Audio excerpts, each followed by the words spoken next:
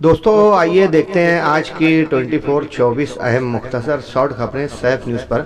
Malegaon crime report में कि camp police station की हदूद में जय हिंद कॉलोनी कैंप इलाके में वाक़ जय हिंद कॉलोनी में शंकर परसाराम खैरनार जो सबकदोश टीचर हैं, रिटायर्ड टीचर हैं, इनके मकान से 19 लाख रुपए के सोने चांदी के जेवरात और 19 लाख रुपया नकद चोरी हो गया है। अभी सीसीटीवी कैमरास के जरिए पुलिस तफ्तीश कर रही है। इतनी बड़ी चोरी को लेकर कैंप पुलिस स्टेशन में कहीं ना कहीं से बेइत्मीनानी का माहौल है। मालेगांव कारपोरेशन के मुलाजिम रविंद्र पुंडलिक खरे जो कोरोना अय्याम में कारपोरेशन में मुलाजिम थे और उन्हें ड्यूटी पर बिला वजह तैनात किया गया, जिसके बाद कोरोना से मुतासिर होकर कारपोरेशन मुलाजिम रविंद्र पुंडलिक खरे की मौत हो गई थी, जिसके बाद उसके बेटे ने हरजाना की शिकायत दर्ज कराई। कोर्ट से मालेगांव कारपोरेशन को हुक्म दिया गया कि महलूक कारपोरेशन मुलाजिम रविंद्र पुंडलिक खरे को 50 लाख रुपया मुआवजा बतौर हरजाना दिया जाए। गुज़िस्ता दिनों कारपोरेशन कमिश्नर रविंद्र यादव के जरिए कारपोरेशन में मज़कूरा मुलाजिम रविंद्र पुंडलिक के बेटे को 50 लाख रुपए का चेक दिया गया। दोस्तों मालेगांव शहर में क्राइम की वारदात इक्का दुक्का अक्सर सुनने को आती है। अली अकबर हॉस्पिटल से मुत्तसिल इलाके में टू व्हीलर का धंधा करने वाले दो अफराद में तनाज़ा हो गया। फैयाज नामी और इलियास नामी दो लोगों के दरमियान इस तनाज़े में फायरिंग का मामला भी सामने आया, जिसको लेकर पुलिस स्टेशन में मुकदमा दर्ज किया गया। 6 अफराद पर इस बाबत मुकदमा दर्ज होने की खबर मौसूल हुई। मालेगांव कारपोरेशन अतिक्रमण महकमा बारिश को लेकर कहीं न कहीं से मुतारिक है। गुज़िस्ता दिनों आयसा नगर कुदवाई रोड जूना बस स्टैंड के अतराफ में अतिक्रमण निकाला गया। वहीं कल मशरकी इकबाल इलाके में भी कई पतरे के शेड कारपोरेशन जेसीबी के जरिए मुनज़्ज़म कर दिए गए। कारपोरेशन की इस मुहिम में शहरियान को भी साथ देने की ज़रूरत है। बारिश होने की वजह से गुज़िस्ता कई दिनों से सफाई निज़ाम ठप था। सुनने में आया है कि वाटर गिरेज की जगह कोनार्क कंपनी अब सफाई निज़ाम को संभालेगी। कचरा निकालने का काम दिग्विजय और कचरा उठाकर डिपो तक मुंतकिल करने का, ट्रांसपोर्टिंग करने का काम वाटर गिरेज की बजाय अब कोनार को करेगी। देखते हैं कि सफाई निज़ाम में क्या दुरुस्ती आती है। दोस्तों बिजली कंपनी जहां सेंट्रल में पावरलूम हल्के में हमेशा तनकीद का एहतजाज धरने मोर्चे का बाइस रहा करती थी, वहीं अब आउटर मालेगांव में भी बरादरान वतन और रेसिडेंशियल हल्के ने भी, कमर्शियल हल्के ने भी इस बाबत एहतजाज शुरू किया गया। गुज़िस्ता दिनों सुनील आबा गायकवाड़ की क़यादत में बंडू काका बच्चाओ, भरत मजदे और दीगर हर आल पार्टीज लीडरान को लेकर एहतजाज धरना और मोर्चा किया गया, मगर बिजली कंपनी इस बाबत खातिर खा अभी भी तवज्जो नहीं दे रही है। वहीं मुस्तकिम डिग्निटी और समाजवादी वर्करों के जरिए भी बिजली कंपनी मुलाजमीन को बाहर कर ताला मारने की कोशिश की गई। उसके बावजूद भी ये कलकत्ता की कंपनी मालेगांव सनती मसाइल और बिजली के निज़ाम को सुधारने में कहीं से भी कारामद साबित नहीं हो पा। दोस्तों गुज़िस्ता दिनों महाराष्ट्र के 2 ग्रेजुएट हल्के और 2 शिक्षक आमदार एमएलसी का इलेक्शन हुआ, जिसमें नासिक ज़िला हल्के से नरेंद्र दराड़े, विवेक कोले और संदीप गुड़वे के दरमियान सैरुखी मुकाबला था। कुल 69,000 वोटें थी, जिसमें से 64,835 53 वोटें की वोटिंग हुई। 1702 वोटें गलत होने की वजह से रद्द कर दी गई। कुल 6315 वोटों में से किशोर दराड़े को 26,474 वोट, विवेक बिपिन कोले को 17,372 वोट और संदीप गुड़वे को 16,280 वोट मिले। यानी कि कुल 63,151 वोटिंग हुई थी। और इस इलेक्शन का रूल ये होता है कि जिस उम्मीदवार को आधे से वोटिंग जितनी हुई है उससे आधे से ज़ायद वोट मिलने पर उसे फाते करार दिया जाता है, मगर तीनों उम्मीदवार भी इस हदफ को पार नहीं कर पाए। किशोर दराड़े जो 26,476 वोट जिन्होंने ली, वो भी इस आदत को पार करने में 5100 वोटों से पीछे थे। इस इलेक्शन में रूल है कि जब कोई पहली पसंद के तौर पर वोट दी जाती है, दूसरी पसंद के तौर पर वोट दी जाती है, तीसरी पसंद के तौर पर वोट दी जाती है, तो दूसरे राउंड की पोलिंग हुई, गिनती काउंटिंग हुई, जिसमें किशोर दराड़े दूसरी पसंद के तौर पर भी सबसे आगे रहे। यानी इस हल्के से शिंदे सेना के उम्मीदवार किशोर दराड़े को नासिक हल्के से कामयाबी हुई।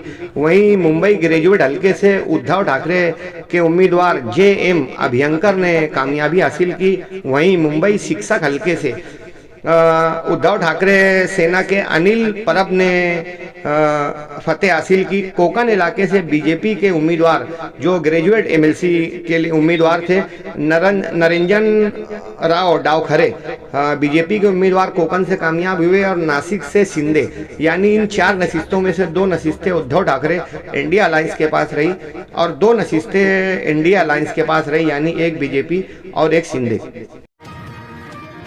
दोस्तों, इन दिनों ताज़ीराती कवानीन और नए फौजदारी कवानीन को लेकर बड़ी चर्चा जारी है। शरद पवार ने इसे गैर ज़रूरी करार दिया और इसे कॉपी पेस्ट तो बताया। कहीं न कहीं से हुकूमत अपने नज़रियात और अपने कवानीन मुल्क में राइज करना चाहती है। अपोजिशन इस बात को लेकर बार बार मुजाहरा कर रही है। मुकामी पुलिस इंतजामिया मालेगांव पुलिस ASP अनिकेत भारती की जानिब से भी अमन कमेटी की मीटिंग ली गई। ATD हाई स्कूल में तलबा के जरिए इस नए कानून के लिए से मुतालिक वजाहत और बेदारी मुहिम शुरू की गई है। जल्द ही आप देखेंगे सैफ न्यूज़ पर एडवोकेट अब्दुल अजीम खान के जरिए कि ये नए कवानीन क्या है और किस तरह राइज होंगे और पुराने और नए कवानीन में क्या तरमीम होगी। दोस्तों, अक्टूबर महीने में होने वाले असम्बली इंतखाबात को लेकर जहां महाराष्ट्र भर में सियासी गर्मा गर्मी है, वहीं मालेगांव शहर का सियासी मंजरनामा भी बड़ा हॉट नज़र आ रहा है। मुस्तकिम डिग्निटी ने ऐलान किया कि इंडिया अलायंस की जानिब से समाजवादी कोटे से उन लोगों को समाजवादी को टिकट मिल सकता है। ऐसे में एजाज बेग क्या करेंगे। वहीं मुफ्ती मोहम्मद इस्माइल के चाहने वाले जाहिद जुम्मन और अतहर हुसैन अशरफी ने भी समाजवादी ज्वाइन की। उसके बाद कई सुन्नी मदरसों की जानिब से भी मुफ्ती साहब पर तनकीद का सामना रहा। वहीं असम्बली सेशन में रईस शेख की कोशिश और मुफ्ती साहब की कोशिश, ये मालेगांव में एक दूसरे के मायबाइन रूबरू और बामुकाबला रही। मुफ्ती साहब की जानिब से जश्न और आतिशबाजी की गई। वहीं मुस्तकिम डिग्निटी की जानिब से भी बार बार बावर किया गया कि ये सारी मेहनत रईस शेख की। अब सुना जा रहा है कि जुमा के दिन मुफ्ती साहब जब असम्बली सेशन इजलास से मालेगांव आएंगे तो जुमा की शाम 4-5 बजे अल्लामा इकबाल पुल पर उनका इस्तकबाल किया जाएगा। बहरहाल असम्बली इलेक्शन को लेकर मालेगांव शहर में गर्मा गर्मी है। देखते हैं कि कितनी उम्मीदवार होंगे असम्बली इलेक्शन में। मालेगांव पुलिस इंतजामिया की जानिब से मुख्तलिफ मनसियात और दीगर जराइम क्राइम को लेकर मुहिम जारी है। मालेगांव शहर में भी कई बड़ी कार्रवाइयाँ हुई। वहीं मजाफात और मालेगांव तालुका में भी ग्रामीण पुलिस की जानिब से 1,07,570 रुपये का माल असबाब जब्त करते हुए 10 मुख्तलिफ मुकदमात में 10 अफराद को गिरफ्तार किया गया है। जिन इलाकों पर रेड हुई उनमें मनसियात, जुगार के अड्डे, सट्टा जुगार वगैरह शामिल है। वहीं बड़ी तादाद में गावटी शराब करने वाली भट्टियों पर भी कदगन लगाने की कोशिश की गई। लोनावला के भूसी डैम में हड़पसर पूना से आने वाले 19 मुस्लिम अफराद के गिरोह में से 5 अफराद गुज़िस्ता दिनों बहकर हलाक हो गए थे। पहले 2 लोगों की लाश मिली, फिर 2 लोगों की लाश मिली, आखिरी में 11 साल अदनान की लाश भी मिल गई। 5 की लाश मिलने के बाद उनकी तदफीन भी पूना में हो गई। बड़ी तादाद में लोगों ने जुलूस जनाजा में शिरकत की। वहीं अजीत दादा पवार नायब वज़ीर आला की जानिब से ऐलान किया गया है कि मुतासिरीन और महलूकीन को 5-5 लाख रुपए का मुआवजा दिया जाएगा। मध्य प्रदेश के इंदौर शहर से खबर आई कि 14 ख्वातीन समेत 35 मुस्लिम अफराद ने हिंदू धर्म कबूल कर लिया है। खजराना के गणेश मंदिर में इन लोगों का तब्दीली मजहब किया गया। वहाँ इन लोगों को तब्दीली मजहब एक्ट के तहत इन लोगों को धर्म परिवर्तन किया गया। जिसका नाम रफ़ीक था उसे राहुल, राबिया को रंजना और अल्फिया को आशू का नाम दिया गया। 35 अफराद मध्य प्रदेश में हिंदू धर्म इख्तियार करते हैं। ये खबर सोशल मीडिया में आज भी चर्चा का बाइस है। दोस्तों, महाराष्ट्र असम्बली अजलास जारी है, अपने आखिरी मराहिल पर है। शिंदे हुकूमत की जानिब से आने वाले दिनों में असम्बली इलेक्शन होने की वजह से शिंदे हुकूमत ने खातिर खा ऐलानात किए हैं। ये ऐलानात कितने कारगर साबित होंगे अभी कुछ कहा नहीं जा सकता। सबसे ज़्यादा चर्चा का बाइस लाडली बहन स्कीम है। वहीं तीरथ दर्शन योजना के मुअम्मर ख्वातीन को और बुजुर्गों को जो लोग तीर्थ स्थानों पर जाना चाहते हैं उन लोगों को योजना के तहत फंड मुहैया किया जाएगा। इस ज़मरे में हज को भी शामिल किया गया है। किसानों को भी 5% सब्सिडी देने की बात की गई है। वहीं पावरलूम बिजली सब्सिडी से मुताल्लिक भी अच्छा फैसला लिया गया है। दोस्तों, इन तमाम वादों और ऐलानात में 1500 रुपया महाना हर ख्वातीन को मिलने वाली स्कीम, लाडली स्कीम चर्चा का बाइस है। 31 अगस्त तो इसके लिए आखिरी मुद्दत है। कई कागजात तलब किए गए थे, मगर अब उसमें डोमिसाइल और इनकम टैक्स और इनकम सर्टिफिकेट कम कर दिया गया है। 31 अगस्त तक मुद्दत भी बढ़ा दी गई है। राज ठाकरे ने कहा है कि मुसलमानों को इस सहूलत से दूर रखा जाए। राज ठाकरे के इस बयान को बेशतर उर्दू अखबारात ने फ्रंट पर शाये किया। वहीं शरद पवार बिन ने भी कहा कि ये इलेक्शन के पेश नज़र सिंध हुकूमत का छचंद है। इसमें महाना 56,000 करोड़ रुपया रियासती हुकूमत का खर्च होगा। इतना बड़ा फंड अवेलेबल करने से पहले आमदनी पर भी सिंध हुकूमत को सोचना था। इस बात को लेकर मालेगांव समेत महाराष्ट्र भर की तहसीलदार ऑफिसों, सेटू और दीगर सरकारी दरबारी काम करने वाली ऑफिसों पर ख्वातीन की भीड़ लगी हुई है। वहीं कागजात मुकम्मल करने के लिए तहसीलदार, एडिशनल कलेक्टर और दीगर जगहों पर, स्कूलों पर भी जन्म दाखिले के लिए लोग बड़ी तादाद में पहुंच रहे हैं। वहीं इलेक्शन के पेश नज़र महाराष्ट्र हुकूमत में भी इधर उधर आने जाने का रुझान बढ़ रहा है। सुना गया है कि अजीत दादा पवार के 22 अफराद, रोहित पवार ने कहा कि अजीत ग्रुप के 22 अफराद वापस शरद पवार के राब्ते में हैं। वहीं उद्धव से बगावत करने वाले कुछ एमएलएस भी वापस उद्धव की क़यादत में हैं अपना इलेक्शन सुधारने के लिए। और जिस तरह बीजेपी अलायंस को इस इलेक्शन में शिकस्त हुई, तो उसके पेश नज़र भी लोग वापस अपने घर आ रहे हैं। वहीं महाराष्ट्र में इंडिया अलायंस को कोई चेहरा नहीं मिल पा रहा है। शरद पवार और उद्धव किसको चेहरा किया जाए, इस बात को लेकर भी रसाकसी है। वहीं बीजेपी ने भी ये पार्लियामेंट इलेक्शन में मोदी को चेहरा बनाया था, मगर वो कारगर साबित नहीं हो सका। इसलिए महाराष्ट्र बीजेपी भी सोच रही है कि महाराष्ट्र में किसी को चेहरा बनाया जाए।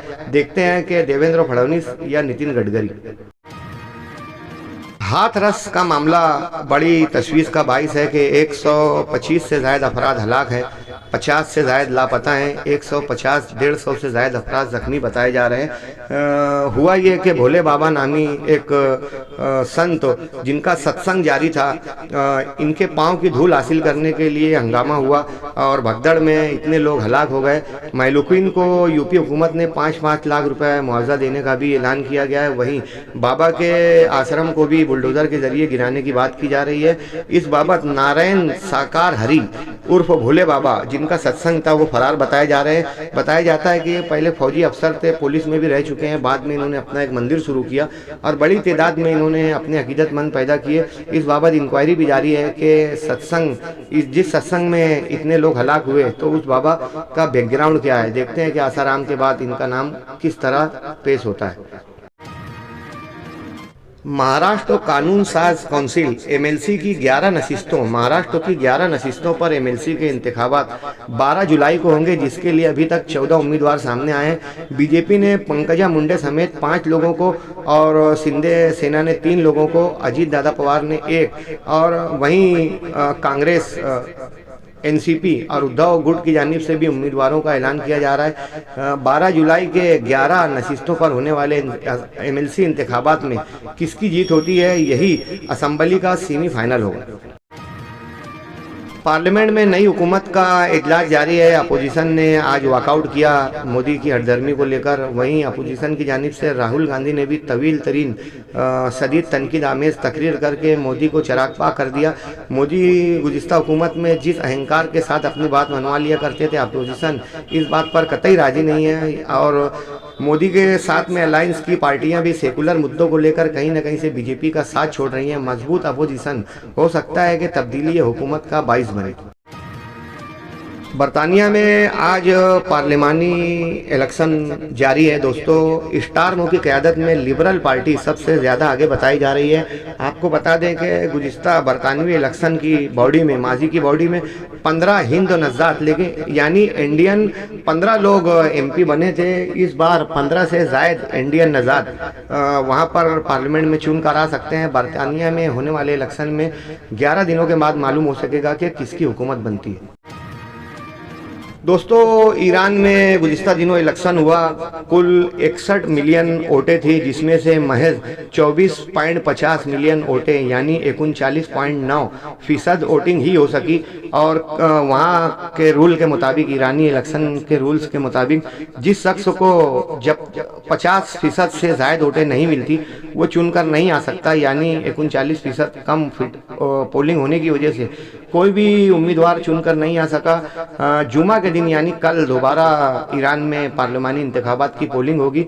मसूद पशकियान सबसे आगे बताए जा रहे हैं, जबकि 2 नंबर पर सईद जलीली का नाम सामने आ रहा है। दोस्तों, गजा में इसराइल के माबैन मरहलावार जंगबंदी के बावजूद कई मुसलसल बमबारी और फायरिंग के मामला सामने आ रहे हैं। गुज़िस्ता 24 घंटे में 40 अफराद शहीद हुए, जबकि 120 से ज़्यादा अफराद जख्मी बताए जा रहे हैं। अब तक 60,000 अफराद बेघर हुए हैं और 25,000 से ज़्यादा अफराद अभी भी लापता बताए जा रहे हैं।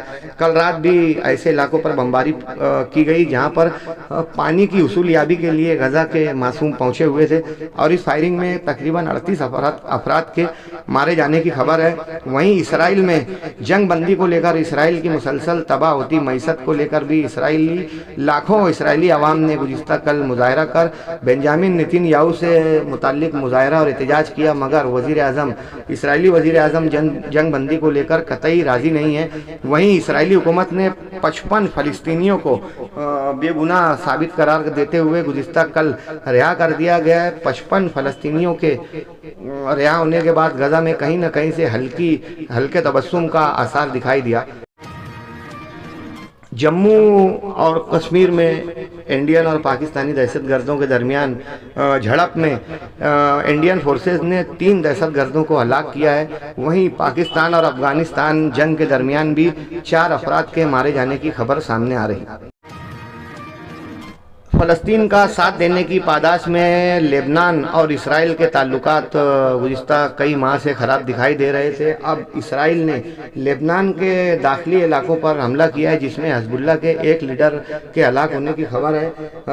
ईरान लेबनान का साथ दे रहा है। इसराइल के खिलाफ तमाम अतराफ की मुस्लिम हुकूमतें यकजा हैं। उन्होंने कहा कि अगर लेबनान पर दोबारा बमबारी की गई तो पूरा इत्तेहाद मिलकर इसराइल पर बराह रास्त हमला करेगा, और अमेरिका को इसमें मुदाखलत से दूर रहने की भी अपील की गई। हिंदुस्तानी खिलाबाज सुनीता विलियम्स गुज़िस्ता दिनों चांद के स्टार इलाकों में गई थी, और ये खिलाई मिशन उनका बैटरी रिचार्ज होने की वजह से अधूरा साबित हो रहा है। नासा ने बताया कि सुनीता विलियम्स अपने 3 इंजीनियर्स के साथ चांद के अतराफ में है, जहां से बैटरी रिचार्ज नहीं होने की वजह से उन लोगों का नासा से राब्ता नहीं है। ये लोग खिला में क्या कर रहे हैं या नहीं है, या खो गए हैं, या उनके वापसी के क्या असबाब होंगे, बैटरी रिचार्जिंग कब होगी, इस बाबत भी पूरी दुनिया के साइंसदानों की नज़र लगी हुई है। गुज़िस्ता दिनों दिल्ली में शदीद गर्मी के बाद शदीद बारिश हुई। महज 8 दिनों में 4 महीने के बराबर का पानी आया, जिससे लेकर दिल्ली की आम जिंदगी मखलूत थी। वहीं गुज़िस्ता 4 रोज़ कबल गुजरात के भी बेशतर इलाकों में सैलाबी कैफियत होने की वजह से गुजरात में भी पानी का कहर देखा गया। आज आसाम के बेशतर इलाकों में सैलाबी कैफियत होने की वजह से भी खबरें आ रही है। अभी पहली ही बारिश में 2000 से ज़्यादा अफराद इन 3 रियासतों में हलाक हो चुके हैं। वहीं लाखों अफराद पानी और सैलाबी कैफियत की वजह से बेघर दिखाई दे रहे हैं।